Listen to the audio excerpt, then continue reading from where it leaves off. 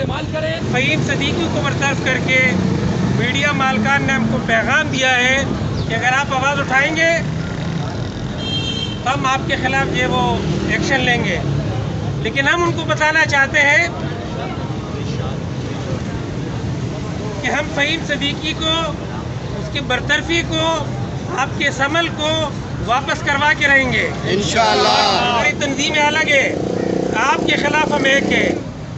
आज इस मुजाहरे को इस गवर्नर हाउस के सामने मुनक़िद करने का एक मकसद है कि इस गवर्नर हाउस में मौजूद अलामती या सलामती जो हाकिम, जो हुक्मरान यहाँ बैठे हैं, उन तक ये आवाज़ पहुँचानी है कि पाकिस्तान में कोई कायदा, कोई कानून, कोई अखलाक, कोई ज़ाब्ता मौजूद है। पीर शकील को और मीडिया मालिकान को उन कवानीन का पाबंद बनाएं, उन अखलाक का, ज़ाब्तों का, कायदे का, कानून का पाबंद बनाएं। जानते हैं हाकिम वक्त, हमें पता है कि जब तू हुकूमत पे होता है तो तेरी आज़ादी इज़हार राय और तेरी आज़ादी सहाफ़त कुछ और नुकात पर होती है।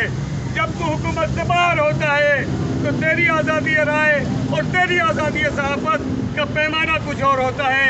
इस हाउस में बैठने वाले बहुत सारे लोगों को जानते हैं जो कल तक इस गवर्नर हाउस में बैठते थे, आज एक लॉकअप में बैठे हुए फ़ोटो खिंचवा रहे हैं। लेकिन याद रखिए, ये कलम और कैमरे के मजदूर ये आज भी सहाफ़ी हैं, ये कल भी सहाफ़ी होंगे। ये आज भी खबर लेते हैं, ये कल भी खबर लेंगे।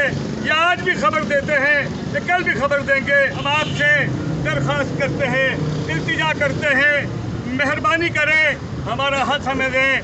फहीम सिद्दीकी और सरमद को मुदस्सिर को बहाल करें।